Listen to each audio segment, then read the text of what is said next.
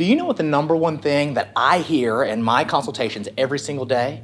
Every single day, I have a patient that comes in and says, yeah, doc, I had that car accident 15 years ago. I had a car accident 10 years ago, 5 years ago, 3 years ago, or even last week, right? What happens to the patient? Why does the car accident, why is that something that follows them the rest of their days? It's because of cervical whiplash. Okay, you may know what a whiplash is, and the idea of a whiplash is just that. It does whip. The head goes back and then whips back into forward. That is literally a whiplash. Think about what's happening there, though. As the head goes further forward, it goes into its full extension and then immediately retracts back. In order for that to happen, the backside or the posterior side of the neck has to have stretched or splayed ligaments, strain and sprain. When it comes back, boom, hitting the headrest, once again, anterior sprain or strain. Here's what I want you to know. The patients that I see coming in with all kinds of arthritis in their neck, it's typically not from working at a computer. It's typically not from problems, situations that they've gained at work. What it's from, more so than anything else, is an old car accident, an old injury that they never got checked out.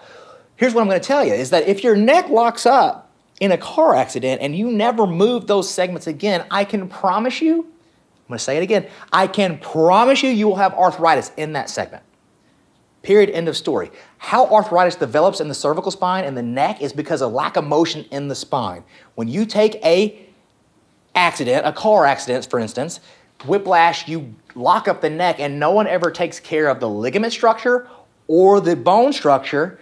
It all affects the nerve structure, which is what you feel. And that's why it's not the best thing for you to have a cervical whiplash and be like, oh, it's okay. Often, very, very often, I see patients run into my office and they say, it was just a fender bender, just a small bump in the road. Not a big deal, they just kind of hit me from behind. What you might not know is that if you were traveling faster than 8.2 miles per hour, study out of Harvard, faster than 8.2 miles per hour would be the equivalent of you falling from a 2 to 3 story building. Why is that? Because if the car didn't crumple, the occupant takes all of the force. So those car accidents that I didn't get the crumple, my bumper looks fine, patients always hurt the worst. It's because they take all of the force. That creates a whiplash. If you're seeing this from anywhere in the country, and I can't see you as my patient, find a chiropractor. Get checked out. Look at a chiropractor that's going to take flexion and extensions, bending your head forward and bending your head backward to understand which ligaments you might have damaged. See, there's ways that we can handle this that you don't have to be, I'm in a car accident, now I'm going to have neck pain for the next 15 years. That doesn't have to be the case.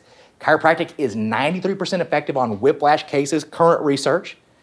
What I want you to know is if you get in a car accident and you suffer a whiplash, neck soreness, that's not normal. It's common, but it's not normal. So call a chiropractor. We have 2 offices here in the Tulsa area. If you're seeing this and you live in California, call a chiropractor that's going to do those things. What I want you to do is just get checked out. Whiplash is something that can not be avoided. It's a car accident. That's not always the most avoidable thing, but what it can do is not wreak havoc on your life later, and that's my job. That's our chiropractic clinic's job, and that's what every chiropractor's job is. It's not necessarily that I'm going to try to just treat you now, but I got to get you better so that 10 years from now, you're not coming back to my office or anybody else for the same problem. Just a little tip. Dr. Grizz at 918 Chiropractic.